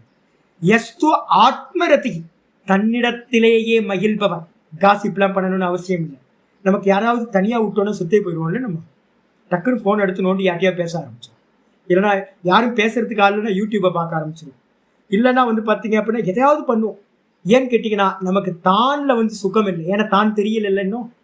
ஆனா ஆத்ம ஞானி என்ன பண்ணுவானா, தன்னிடத்திலேயே ரமிப்பவனாக, தன்னிடத்திலேயே ரமணம் பண்றான். ஆத்மரதி, அவனுக்கு வந்து பார்த்தீங்கன்னா டைம் பாஸுக்கு வந்து வேற எதுவும் தேவையில்லை. புக்கோ இல்லை ஆடியோவோ வீடியோவோ இல்லை காசிப்போ வேற எதுவுமே தேவையில்லை. சென்ஸ் ஆர்கன்ஸ்க்கான விஷயம் எதுவுமே தேவையில்லை. அவன் பாட்டுக்கு தன்னிலேயே ரமிப்பவனா இருப்பான். ஆத்மரதி. எஸ்து ஆத்மரதிரேவ சியாத், ஆத்ம திருப்தக, எதையோ அடையணும்னு சர்ச்சிங் இருக்காது. இங்க போலாமா, அங்க போலாமா, இதை அடையலாமா, அதை அடையலாமா, ஒன்றும் இருக்காது. ஆத்ம திருப்தக, தன்னிடத்திலேயே திருப்தி அடைந்தவன். ஆத்ம திருப்தமானவன். ஆத்மன் ஏவ சந்துஷ்ட, தன்னிடத்திலேயே சந்தோஷத்தை அடைபவன். அவனுக்கு சந்தோஷம் அடைகிறதுக்கு வெளியில எக்ஸ்டர்னல் திங்ஸ் தேவையே இல்லை. அப்படிப்பட்டவனுக்கு தஸ்ய காரியம் ந வித்யதே, அவனுக்கு செய்ய வேண்டியது என்று இந்த 7 லோக்கங்களிலும் ஒரு காரியமும் இல்லை. அப்படின்னு வந்து பாத்தீங்கன்னா ஆத்ம ஞானிய பத்தி, நிஷ்டனை பத்தி 3:17 ஒரு ஸ்லோகத்தை கிருஷ்ண பரமாத்மா சொல்லியிருக்கார். அதுதான் இங்க வந்து ஆச்சாரியார் திரும்ப பாஷ்யத்துல சொல்றார். கிருதகிருத்தியத்வேன ஆத்மவிதக. கிருதகிருத்தியத்வேன அப்படின்னா அடைய வேண்டியதெல்லாம் அடைஞ்சாச்சு. இந்த உலகத்துல மனுஷனா பிறந்ததுக்கு வந்து பாத்தீங்கன்னா ஒரே லாஸ்ட் ஃபைனல் கோல் எது அப்படின்னு கேட்டீங்கன்னா ஒன்னே ஒண்ணுதான், தன்னை அறிதல். தன்னை அறிந்த பிறகு வந்து பாத்தீங்கன்னா இந்த உலகம்னு ஒண்ணு மிச்சம் இருக்காது. அதுக்கப்புறம் ஜென்மம் மரணம் எதுவுமே இல்லை. அப்போ அதுதான் கிருதகிருத்தியம்னு அர்த்தம். வாஸ்தவத்துல தன்னை அறிதலுக்காக தான் இந்த பர்த்தே. அப்ப தன்னை அறிந்த பிறகு அவனுக்கு செய்ய வேண்டியது என்று ஒன்றுமில்லை. ஏன்னா அந்த எந்த காரியம் பண்ணாலும் அவனுக்கு வந்து பிரயோஜனம் இல்லை. அவனுக்கு வந்து பாத்தீங்கன்னா நம்ம ஏதாவது ஒரு காரியம் பண்றோம்னு வச்சுங்க, எதுக்காக காரியம் பண்றோம் வச்சு பாருங்க. நம்ம ரம்மிக்கிறதுக்காக காரியம் பண்றோம், நம்ம திருப்தி அடைகிறதுக்காக காரியம் பண்றோம், நம்ம வந்து பாத்தீங்கன்னா சந்தோஷம் அடைகிறதுக்காக காரியம் பண்றோம். நம்ம பண்ற காரியங்கள் எல்லாத்துக்கும் இதுதான் காரணம். ஆனா நம்ம என்ன பண்றோம், எக்ஸ்டர்னலா எல்லாத்தையும் தேடிக்கிட்டு இருக்கோம். எக்ஸ்டர்னலா பண்ற எல்லாமே பொய்ன்னு தெரியாம சொப்பனமா இருக்கிற காணல் ஜலமா இருக்கிறதுல நம்ம என்ன பண்றோம், ரம்மிக்கலாம்னு நினைக்கிறோம். சொப்பனமா இருக்கிற காணல் ஜலத்துல திருப்தி அடையலாம்னு நினைக்கிறோம். இந்த சொப்பனமா தெரிகிற இந்த காட்சிகள்ல வந்து பாத்தீங்கன்னா சந்தோஷம் அடையலாம்னு நினைக்கிறோம். ஆனா எல்லாம் க்ஷணபங்குரம் தான். க்ஷணம் தோன்றி க்ஷணம் மறைஞ்சுக்கிட்டே இருக்கு. அதனால நம்ம திருப்தியும் நம்ம சந்தோஷமும் நம்மளோட ரமணமும் என்ன ஆயிட்டு இருக்கு, க்ஷணம் க்ஷணம் மாறிக்கிட்டே இருக்கு. நம்மளால வந்து பாத்தீங்கன்னா பூர்ண திருப்தி அடையவே முடியல. ஆனா எவன் தன்னிடத்திலேயே எல்லாத்தையும் அறிஞ்சானோ, மற்றதெல்லாம் பொய்யா போச்சோ, அவனுக்கு பொய்யா அடைகிறதுனால ஏதாவது லாபம் இருக்கா? லாபம் இல்லை. அப்ப அவன் ஏதாவது ஒரு கர்மத்தை பண்ணுவானா? ஏன்னா கர்மம் பண்றதெல்லாம் எதையோ ஒண்ணுத்தை அடையிறதுக்காக தான். அப்ப அவன் என்ன பண்ணுவான்னு கேட்டீங்கன்னா, கிருதகிருத்தியனா தன்னை அறிந்தவனுக்கு இந்த உலகத்துல செய்ய வேண்டிய காரியம் என்று ஒன்றுமில்லை. ஏதாவது இருக்கு அப்படின்னா அவனுக்கு ஏதோ குறை இருக்குன்னு அர்த்தம். அவன் பார்வை இன்னும் முற்று பெறல, பூர்ணமதக பூர்ணமிதம் அவனுக்கு தெரியலன்னு அர்த்தம். இது எல்லாம் பூர்ணமாத்தான் இருக்கு அப்படின்னு ஒருத்தனுக்கு ஞானம் வந்துருச்சுன்னா, சாமி அந்த இடத்துல கொஞ்சம் குறை இருக்கு சாமி, இந்த இடத்துல ஒரு குறை இருக்கு சாமின்னு ஏதாவது பண்ணுவானா? இந்த தேகமா இருக்கட்டும், மற்ற தேகங்களா இருக்கட்டும், சொப்பனத்துல இருக்கிற மாதிரி. சொப்பனத்துல வந்து பாத்தீங்க அப்படின்னா நமக்கு ஒண்ணு தெரியுது, ஏதோ ஒரு குறை. அந்த குறையை நீக்கிறதுக்கு காலையில எந்திரிச்சோன்னு நம்ம ஏதாவது காரியம் பண்ணுவோமா? நமக்கு நல்லா தெரியும்ல, அது சொப்பன காட்சி. நான் பார்த்த குறைகள் எல்லாம் சொப்பன காட்சி. இதுதான் அல்டிமேட். அப்ப இது சொப்பனம்னு தெரிஞ்சவனுக்கு வந்து பாத்தீங்கன்னா அவன் எதையுமே செய்ய மாட்டான். எவன் சத்தியம்னு ஒன்ன பாக்குறானோ அவன்தான் ஏதாவது ஆக்ஷன் பண்ணுவான். அப்ப நம்ம என்ன பண்ணணும், இந்த சிரவணம் மனனம் எல்லாமே இந்த சாலிடா இது எல்லாம் போய் நான் பூரணமா ஏகாத்மாவா நான் பூரணமா இருக்கேன் அப்படின்னு தெரிஞ்சுக்கிறேன். அப்படி தெரிஞ்சவனுக்கு கர்மத்தினால் எந்த பிரயோஜனமும் இல்லை. அது மட்டும் இல்ல, ஆச்சாரியர் அதையே 3:17 சொல்றார், தஸ்ய காரியம் ந வித்யதே இது. அவனுக்கு செய்ய வேண்டியது ஒன்றுமில்லை அப்படின்னு. இது கர்த்தவியாந்தர அபாவ வச்சனாத்திச்ச. அவனுக்கு வேற ஒரு எந்த கர்மமும் பண்ண வேணாம். எந்த கர்மம் பண்ண வேணாம்னு என்ன அர்த்தம்? தான் தானா நிற்க வேண்டியது. ரமண பகவான் வந்து எப்படி தான் தானா இருந்தாரோ நிஷ்டைய அடைதல் மட்டும்தான் அவனுக்கு செய்ய வேண்டியது. அப்போ உங்களுக்கு யாருக்கெல்லாம் ஞானம் வரணுமோ அவங்க நல்லா சிரவணம் பண்ணுங்க. இப்ப நான் பண்ணிக்கிட்டு இருக்க மாதிரியே மனனம் பண்ணுங்க. 100% வந்து பாத்தீங்க அப்படின்னா மனனம் பூர்த்தியாச்சு அப்படின்னா பேசாம கண்ண மூடி உட்காருங்க. இந்த உலகம் எக்கேடு கெட்டாலும் பரவாயில்ல. ஏன் அப்படின்னா இந்த உலகம்னு ஒண்ணு உண்மையில இல்லவே இல்லை. இது வந்துடுச்சு அப்படின்னா அவன் வந்து பாத்தீங்கன்னா வெளியில போக மாட்டான், சிந்தனை போகவே போகாது. எந்த தாட்டு மனனம் ரொம்ப முக்கியம். இப்ப இந்த அத்தியாயம் ஃபுல்லா மனனம் தான் பண்ண போறோம். இப்ப நான் பண்ணிக்கிட்டு இருக்கிறதும் மனனம் தான் பண்ணிக்கிட்டு இருக்கேன். உங்களுக்கு ஒரு தாட்டு வரும்போதே நம்ம என்ன பண்றோம், பால்காரன் வந்திருப்பானே, நம்மளால உதாசீனப்படுத்த முடியுதா? கொரியர்காரன் வந்திருப்பானே, கண்ண மூடி உட்கார்ந்துருப்பீங்க 11 மணிக்கு. சுவாமி சொன்ன மாதிரி வெறுமனே தாட்டை வாட்ச் பண்ணலாம். எனக்கு உள்ளார இருக்கிற தாட் எல்லாத்தையும் நான் பார்க்க போறேன் அப்படின்னு உட்கார்ந்துருப்போம். உட்கார்ந்த போது நமக்கு பகவான் அனுப்புவார். மாயா சக்தி இருக்குல்ல, உட்கார்றியா, வந்துடுறேன் அப்படின்னு என்ன பண்ணுவாரு, எப்ப நம்ம சங்கல்பம் பண்ணிட்டு உட்கார்றோமோ அப்பதான் ஒவ்வொருத்தரையா வாசல்ல அனுப்புவார். அமேசான் வருவான், பிளிப்கார்ட் வருவான், எல்லாம் வருவான், வரிசையா வந்துகிட்டே இருப்பான். ஒவ்வொருத்தரையா வந்து கொரியர் பாய் வருவான், வீட்டுக்காரமா வரும், வேலை செய்யறவங்க மெய்டு வருவாங்க, எல்லாம் வருவாங்க, அயன் பண்றவன் வருவான், எல்லாம் வரிசையா. இப்ப நம்ம உதாசீனப்படுத்த முடியுமா? சரி, அதுக்கப்புறம் மனசுக்குள்ள யாரும் வரல அப்படின்னோட மனசுக்குள்ளாரதான் ஒரு ஸ்டோர்ல ஃபுல்லா வச்சிருக்கவன் ஏகப்பட்ட ஐட்டம் உள்ள வச்சிருக்கோம். அது மெதுவா வெளியில என்ன பண்ணும், வெளியில இருக்கிறத கட் பண்ணோன்னே உள்ள இருக்கிறது ஃப்ளட் மாதிரி வர ஆரம்பிக்கும். உதாசீனப்படுத்த முடியுதா? இது திருஷ்யம், இது திருஷ்யம், இது திருஷ்யம் பார்க்க முடியுதா? நம்ம என்ன பண்ணுவோம், இது திருஷ்யம்னு பார்க்காம ஒரு தாட் வந்தோன்னு அந்த தாட்டு பின்னாடியே போயிடும். அப்ப மெடிடேஷன் நடக்காது. நம்ம என்ன பண்ணுவோம், அந்தந்த தாட்டுக்கு ஏற்ற மாதிரி அதை ஃபாலோ பண்ணி போயிடும். அப்போ வந்து பார்த்தீங்கன்னா முதல்ல என்ன பண்ணணும்னு கேட்டிங்கன்னா ஒரு சாமர்த்தியம் நல்லா. இப்போ நான் சொல்கிறேன்ல, எத்தனை வர பொய்ன்னு சொல்லிட்டு இருக்கேன். எனக்கு என்ன நம்பிக்கை தெரியுங்களா? இந்த பொய்ன்னு கோடி முறை சொன்னேன் அப்படின்னா உங்களுக்கு வந்து பார்த்தீங்கன்னா கண்ண மூடி உட்காரும் போது ஒரு வாட்டி ஒரே ஒரு முறை இது பொய்ன்னு உதாசீன பண்ற சாமர்த்தியம், ஒரு தாட்டை உங்களுக்கு இது பொய் தானே சுவாமி சொல்லியிருக்காரு, இந்த தாட்டு பொய் தானே அப்படின்னு ஒரே ஒரு முறை நீங்க பண்ற அபியாசம் வந்தாலும் என்ன ஆகும், பிடிச்சுக்கும். ஒரு முறை உங்களால ஒரு தாட்டு வரும்போது இது வந்து போறது, இத ஆப்ஜெக்ட், இத பார்க்கிறவன் நான் அப்படின்னு ஒரு பாக்கியம் வந்துச்சுன்னா அதுக்கு ஸ்டார்ட் ஆகுது. ஒரு தாட் வந்துச்சுன்னா அதுக்கப்புறம் உங்களுக்கு மெதுவா ஒரு தாட், 2 தாட் ஆப்ஜெக்ட் பண்ணுவீங்க, 3 தாட் ஆப்ஜெக்ட் பண்ணுவீங்க. மெதுவா நமக்கு ப்ராக்டிஸ் பண்ண ஆரம்பிச்சு. அதுக்காக தான் இத்தனை வாட்டி ரிப்பீட் பண்ணிக்கிட்டே இருக்கேன். நான் பார்க்கிறேன். இந்த மனசுல இருக்கிற தாட் நான் இல்லை, இதோட இணைஞ்சு போகக்கூடாது. வெளியில இருக்கிறதெல்லாம் பொய், மனசுல இருக்கிற தாட்டும் பொய். வெளியில போஸ்ட் வந்தாலும் சரி, என்ன ஆக போகுது? கொரியர் பாய் வந்து வரல இன்னைக்கு இல்லைன்னா என்ன பண்ணுவான்? கதவை திறக்கலன்னா என்ன பண்ணுவான்? ஃப்ளிப்கார்ட் என்ன பண்ணுவான்? அமேசான் என்ன பண்ணுவான்? ஒன்று கேன்சல் ஆகிடும், ஆர்டர் கேன்சல் பண்ணிட்டு போயிடுவான். இல்லைனா என்ன பண்ணுவான்? ஈவினிங்கில் வந்து பார்த்தீங்கன்னா அந்த கொரியர் பாயோ இல்லை வந்து பார்த்தீங்கன்னா அமேசானோ ஃப்ளிப்கார்ட்டோ திரும்ப வந்து பார்த்தீங்கன்னா வருவான், காலையில் நான் வந்தேன் இல்லை அப்படின்னு. அப்போ ஏதாவது கேன்சல் ஆகுமா? தலை போகிற காரியமா? ஆத்ம ஞானத்தோட தலை போகிற காரியம் ஏதாவது இருக்கா?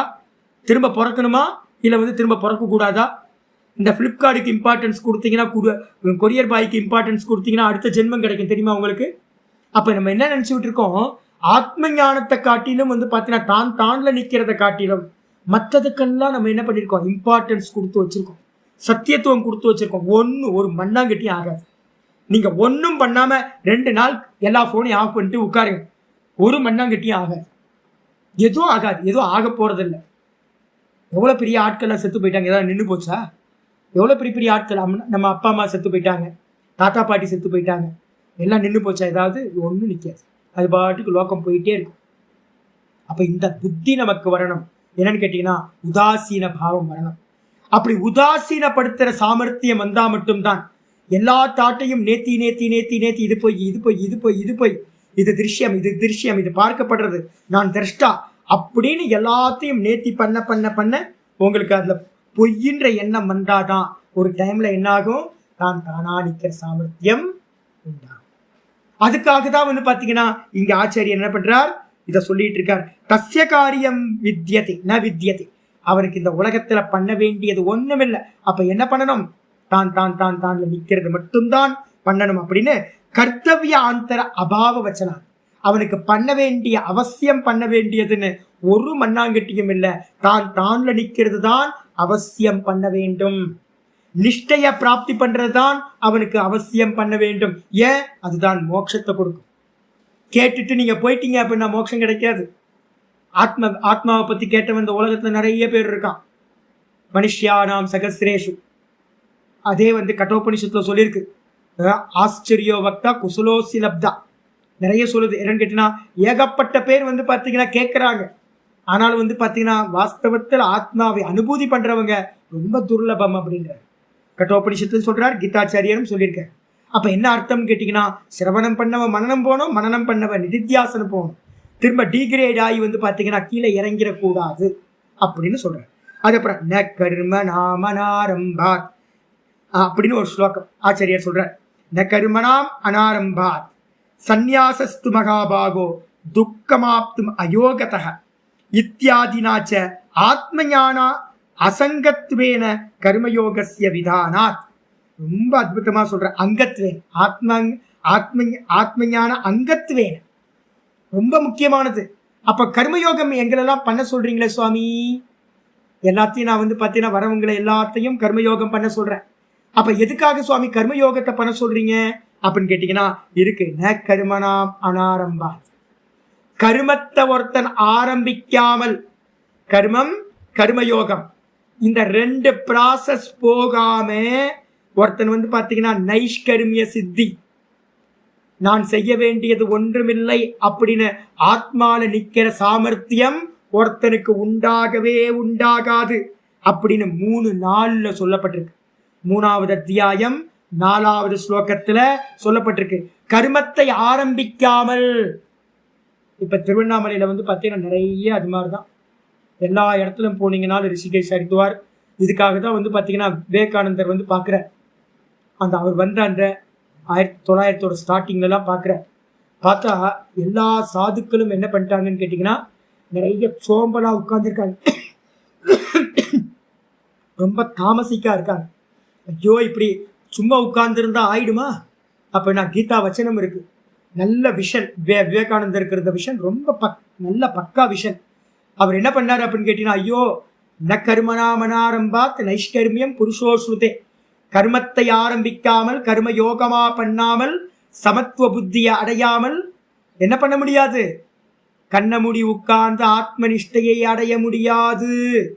அதனால என்ன பண்ணுப்பா அப்படின்னா, சும்மா உட்காராதீங்க, எந்திரிச்சு போய் ஃபுட்பால் விளையாடுங்க, மாமிசத்தையாவது சாப்பிடுங்கன்னு. எதுக்கு அப்படின்னா, அப்பயாவது ரஜோகுணம் வரட்டும். தமோ குணத்துல இருக்கிறவன் ரஜோகுணத்துக்கு வரட்டும், ரஜோகுணத்துல இருக்கிறவன் கர்மப்பல தியாகத்து மூலமா கர்த்திருத்துவ தியாகத்து மூலமா சத்துவ குணத்தை அட்டைன் பண்ணட்டும். இதான் ஸ்டெப்ஸ் வச்சிருக்கு. ஒருத்தன் கர்மத்தை ஆரம்பிக்காம நான் டெய்லி ஃபேஸ் பண்ணிட்டு இருக்கேன். நிறைய காவி போட்டவங்க எஸ்கேபிசம், ஏதோ பண்ண முடியல, வந்துட்டாங்க, ரோட்ல ஃபுல்லா உட்காந்துருக்காங்க திருவண்ணாமலையில. என்னன்னு கேட்டீங்கன்னா, ஏக்கத்தோட உட்கார்ந்துருப்பாங்க. யாராவது வருவாங்க, 10 ரூபா கொடுப்பாங்க, 50 ரூபா கொடுப்பாங்க, ஏதாவது ஆயிடுமா அப்படி. அந்த தமோ குணத்துல இருந்து இருந்து என்ன ஆயிடும் அப்படின்னா, உடம்பு வந்து பாத்தீங்கன்னா நாசமா போயிடும், எதுக்குமே யூஸ்லெஸ்ஸா போயிடும். அப்ப ஜீவனம் வந்து பாத்தீங்கன்னா மனுஷ பிறவி எதுக்கு கொடுத்தாங்களோ அது வேஸ்டா போயிடும். அப்ப வந்து பாத்தீங்கன்னா ஆரம்பிக்கணும். ஒரு பக்கம் ரமணாசிரமத்துல என்ன பண்றாங்க, நிறைய சாதகர்களா வராங்க. அவங்க வந்து பாத்தீங்கன்னா ரமணவரோட புக்கை படிக்கிறாங்க. கண்ணமுடி வந்து உட்கார்ந்தா போதும் போல இருக்குன்னு கண்ணமுடி வந்து உட்கார்றாங்க. ரமண பகவான் முந்தின ஜென்மங்கள்ல என்னெல்லாத்தையும் பாஸ் பண்ணிட்டு வந்தார் அப்படின்னு நமக்கு தெரியறது இல்லை. அநேக ஜென்ம சம்பிராப்தக ததோ யாத்தி பராங்கத்தின்னு கீதால சொல்ற. நம்ம வந்து பாத்தீங்கன்னா ஒவ்வொரு ஜென்மத்திலையும் கடந்து தான் வரோம்.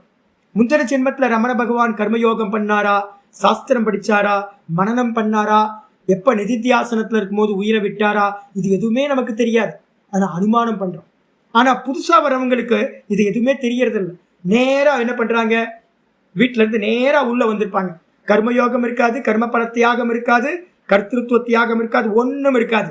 கண்ணை மூடி வந்து பாத்தீங்கன்னா ரமணாசிரமத்தை வந்து உட்காருவாங்க. 2 நாள் 3 நாள் நல்லா போகும். அதுக்கப்புறம் வந்து பாத்தீங்கன்னா மனசு நிக்காது. என்ன பண்ணுவான், விவகாரத்துல ஈடுபட ஆரம்பிப்பாங்க. ஒரு அடையாளத்துக்காக நானும் தியானம் பண்றேன், நானும் ரமண பக்தர் அப்படின்ட்டு ரமணர் எதை அடைஞ்சாங்களோ அதை நம்மளும் அடைஞ்சிடலான்னு ஏகப்பட்ட பேர் ட்ரை பண்ணிட்டே இருக்காங்க. 1 மாசம் 2 மாசம் தாங்குவாங்க. அதுக்கப்புறம் பேக் டு பெவிலியர், திரும்ப வீட்டுக்கு போய் பழைய காரியத்தை பண்ண ஆரம்பிச்சோம். இல்ல திரும்ப போக முடியாதவங்க இங்கேயே இருந்துகிட்டு வந்து பாத்தீங்கன்னா பலவிதமான கர்மங்கள்ல பலத்தியாகம் இல்லாம ஆசையோட கர்மத்துல ஈடுபடுறாங்க. அப்ப என்ன அர்த்தம் கேட்டீங்கன்னா, கர்மயோகம் இல்லாம நீங்க என்ன பண்ண முடியாது, நிஷ்டையை அடையவே முடியாது. கர்மயோகத்துல இருந்து கிடைக்கிற அந்த சமத்துவ புத்தி தான் இம்பார்ட்டன்ட். சமத்துவ புத்திக்காகத்தான் கர்மயோகம் பண்றோம். அந்த சமத்துவ புத்தி இருந்தாதான் நீங்க கண்ணை மூடி உட்கார்ந்தீங்கன்னா மனச்சஞ்சலம் இல்லாம குருநாதர் சொல்லி கொடுத்த இந்த ஆத்ம ஞானத்துல அகமகம்ல நிக்க முடியும். மனசு சஞ்சலமா இருக்கு, சமத்துவம் இல்லை அப்படின்னா என்ன பண்ண முடியாது, தாண்ட நிக்கிறது சம்பவமே இல்லை. அதனால தெளிவா கிருஷ்ண பரமாத்மா 3 நாள்ல சொல்றார், ந கர்மனா மனாரம்பாத் நைஷ்கர்மியம் புருஷோஸ்ருதே. கர்மத்தை ஆரம்பிக்காமல் நைஷ்கர்மிய சித்தி அடைய முடியாது. அதுக்காக தான் உங்கள்கிட்ட எல்லாத்துலயும் சொல்றது, பஞ்சமகா யஜ்ஞத்தை எவ்வளவு முடியுமோ பண்ணிக்கிட்டே இருங்க. எல்லாம் பண்ணுங்க, எவ்வளவு முடியுமோ எல்லாத்துக்கும் பண்ணுங்க. என்னென்னலாம் முடியுமோ தன்ட்ட இருக்கிறது எல்லாத்தையும் கொடுத்து பழகுங்க. ஏன்னு கேட்டீங்கன்னா, லோப புத்தியை வந்து நாசம் பண்ணக்கூடியது தானம். தானத்தை பண்ணிக்கிட்டே இருங்க, எவ்வளவு முடியுமோ நம்மளால. சின்னதா என் டப்பால வந்து சக்கரை தெரிந்து போச்சு. காஃபி போடுறதுக்கு ரேட்டு ஒருத்தவங்க வந்து காஃபி போடுறதுக்கு பார்த்தா சக்கரை இல்லை. என்ன ஆச்சு போச்சுன்னா, எறும்பு போட்டேன். நமக்கு வேலை என்னன்னு கேட்டிங்கன்னா, நேற்று மைசூர் பாக் ஒன்று வச்சுருந்தேன் பார்த்தீங்களா. மைசூர் பாக் வந்து நான் எதாவது யோசிச்சேன், இது கிருஷ்ணா ஸ்வீட்ஸ் மைசூர் பாகம் நம்ம மட்டும்தானே சாப்பிட்ணும், எறும்புலாம் சாப்பிடக்கூடாதா. நல்லா ஆனந்தமாக எறும்புக்கு கொடுத்தாச்சு. நல்லா வந்து பங்கனப்பள்ளி மாம்பழம் குரங்குக்கு எடுத்து கொடுத்தாச்சு. நல்ல போமோகிரானேட் எடுத்து கொடுத்தாச்சு, சாப்பிடுங்க அப்படின்னு. அப்போ என்ன அர்த்தம் அப்படின்னு கேட்டிங்கன்னா, ஒன்றும் குறைய வராது. மனசு என்ன ஆகும் தெரியுங்களா உங்களுக்கு, பியூரிஃபை ஆகிட்டே போகும். லோப புத்தி இல்லாமல் போகும். எவ்வளோ கொடுக்குறீங்களோ பலனை ஆசைப்படாம கொடுத்துக்கிட்டே இருக்கீங்க அப்படின்னா மனசு விஷாலமாயிட்டே போகும். வாசுதேவ சர்வமிதின்னு இதுக்கெல்லாம் வாசுதேவன் தான், பரபிரம்ம ஸ்வரூபம் தான் வரும். அப்ப பலத்தியாகம் பண்ணாம பிரம்ம ஞானம் சம்பவமே இல்லை. ஆனா இண்டிவிஜுவல் ஆத்மாவை அடைய முடியுமா? அடைய முடியும், அதுவும் ரொம்ப கஷ்டம். நம்ம அடைய போறது சர்வம் பிரம்மம்னு அடைய போறோம். சர்வம் பிரம்மம்னு அடையணும் அப்படின்னா கர்மயோகம் ரொம்ப இம்பார்ட்டன்ட். அதாவது விவேகானந்தர் எல்லாத்தையும் கர்மயோகம் பண்ணுங்க நல்லா சொல்லி வச்சிருக்காரு. கர்மயோகம் இல்லாம நீங்க மேல் நோக்கி என்னதான் தத்துவ ஞானத்தை, நிறைய பேர் இருக்காங்க தத்துவ ஞானத்தை நல்லா அனலைஸ் பண்றவங்க இருக்காங்க, ஆனா கிள்ளி எடுத்து இன்னொன்னு கொடுக்க முடியாது இன்னொருத்தர். அப்ப என்ன அர்த்தம்னா லோப புத்தி இருக்கும். அப்போ ஒரு சின்ன எக்ஸ்டர்னல் திங்ஸையே கிள்ளி கொடுக்க முடியல அப்படின்னா நான் இந்த தேகம் இல்லை, நான் இந்த மனசு இல்லைன்னு தியாகம் பண்ண முடியுமா? யோசிச்சு பாருங்க. இந்த உலகத்தையே தியாகம் பண்ணணும். அப்ப தியாகம் பண்ணணும் அப்படின்னா நீங்க கொடுத்து பழகணும். அதுதான் கர்மப்பல தியாகம். அப்ப கர்மப்பல தியாகம் பண்ணாதவனுக்கு கர்த்திருத்துவ தியாகம் முடியாது, போக்திருத்துவ தியாகம் முடியாது, நான் ஜீவன் இல்லை அப்படின்னு அவனால அறிய முடியாது, நான் பிரம்மம் அப்படின்னு எஸ்டாப்ளிஷ் ஆக முடியாது. அப்ப ஃபர்ஸ்ட் எடுத்தோடனே என்னது? கர்மயோகம் பண்ணணும். இப்போ உங்களுக்கெல்லாம் இவ்வளோ எம்பசைஸ் பண்றேன் எதுக்காகனா, புத்திசாலித்தனமா நிறைய பேர் புத்திசாலித்தனமா இருக்கீங்க. சுவாமி சொல்றது எல்லாத்தையும் புத்தியா கிரகணம் பண்ணிக்கலாம். அகாடமிக் நாலேஜ் எப்பவுமே உதவாது. நல்ல பதார்த்தங்களை அறிஞ்சதுனால நீங்க ஞானியாக முடியாது அப்படின்னு நல்லா புரிஞ்சுங்க. இம்ப்ளிமெண்ட் பண்ணாதான் நம்ம என்ன பண்ண முடியும்? அட்டைன் பண்ண முடியும். அதனால பார்த்தீங்கன்னா எவ்வளோ கொடுக்குறோமோ, எவ்வளோ பலனை தியாகம் பண்றோமோ அந்த அளவுக்கு இந்த ஞானம் நமக்கு டைஜஸ்ட் ஆகும் அப்படின்னு புரிஞ்சுக்கணும். ஆச்சாரியர் சொல்றார், ந கர்மனா மனாரம்பாத் 3-4. அப்புறம் சந்நியாசஸ்து மகாபாகோ துக்கமாப்தும் அயோகதக 5ல் 6வது ஸ்லோகம் சொல்லப்படுறார் இந்த அத்தியாயத்துல. இந்த அத்தியாயத்திலேயே 6வது ஸ்லோகம் சொல்லப்படுறார். ஏ அர்ஜுனா, சந்நியாசஸ்து மகாபாகோ துக்கமாப்தும் அயோகதக. யோகம் இல்லாதவனுக்கு, யோகம் இல்லைன்னா என்ன அர்த்தம்? கர்மயோகம் பண்ணாம பல தியாகம் பண்ணாம யாரெல்லாம் நேம் ஃபேமுக்காக சும்மா ஒரு சந்நியாசத்தை எடுத்துக்கிட்டானோ, இந்தியா ஃபுல்லா நிறைய பேர் அப்படி எடுத்துட்டாங்க. கர்மயோகமே பண்ணாம சந்நியாசத்தை எடுத்துக்கிட்டாங்க. எடுத்தவனுக்கு என்ன ஆகும்? ரொம்ப துக்கம் கொடுக்கும். யாராவது சன்னியாசிகள் வந்தாங்கன்னா நான் ஏதாவது சொல்றேன், என்னங்க இது சன்னியாசி இப்படியா பண்ணுவான் அப்படின்னு நான் ஒரு வார்த்தை சொன்னேன் அப்படின்னா ரொம்ப கில்ட்டியை கொடுக்கும்.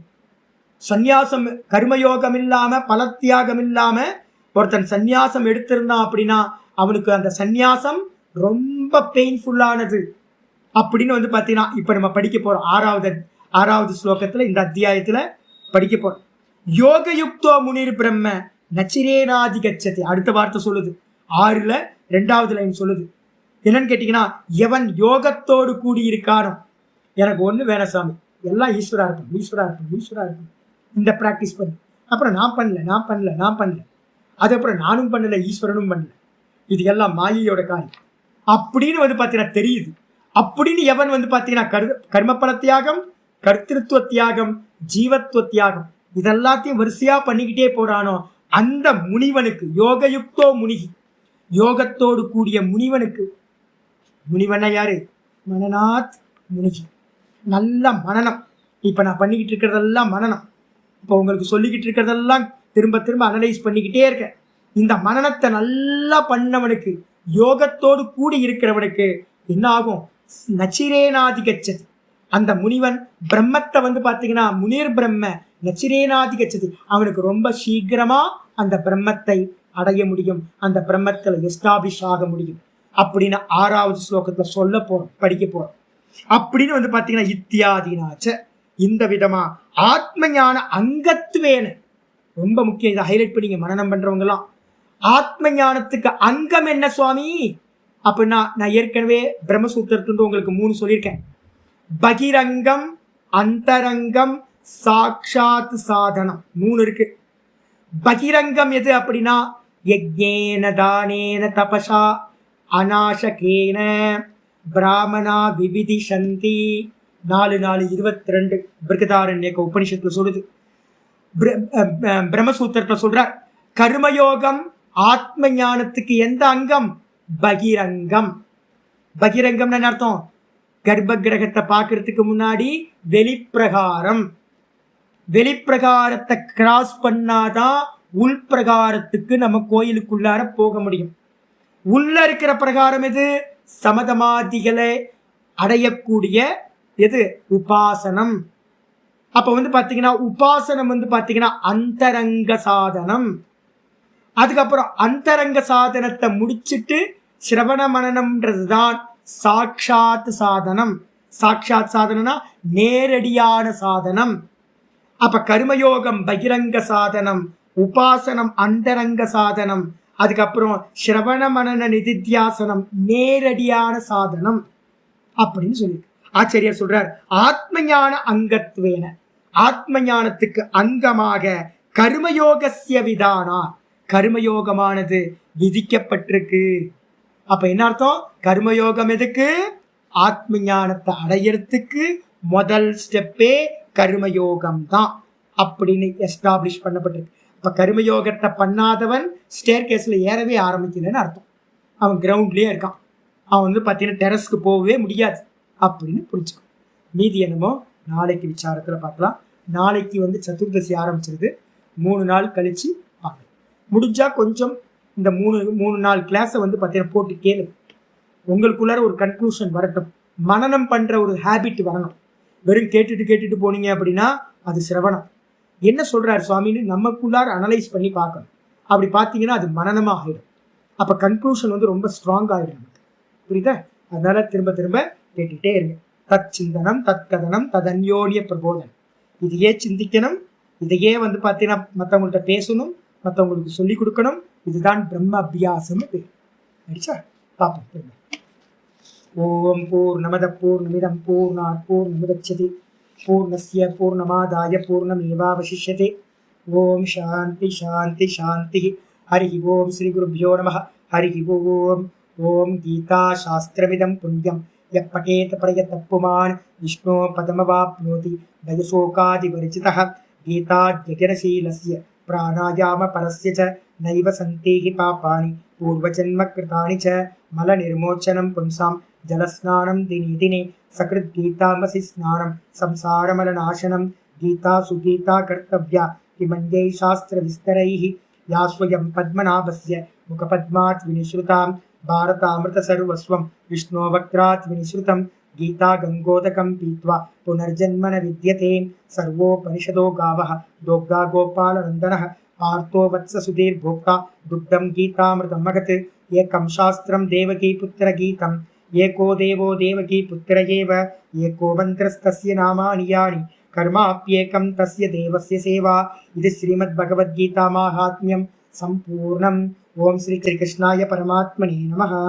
कायेन वाचा मनसेन्द्रियैर्वा बुद्ध्यात्मना वा प्रकृतिस्वभावात् करोमि यत् सकलं परस्मै नारायणायेति समर्पयामि. ओम तत्सत् इति परब्रह्मार्पणमस्तु.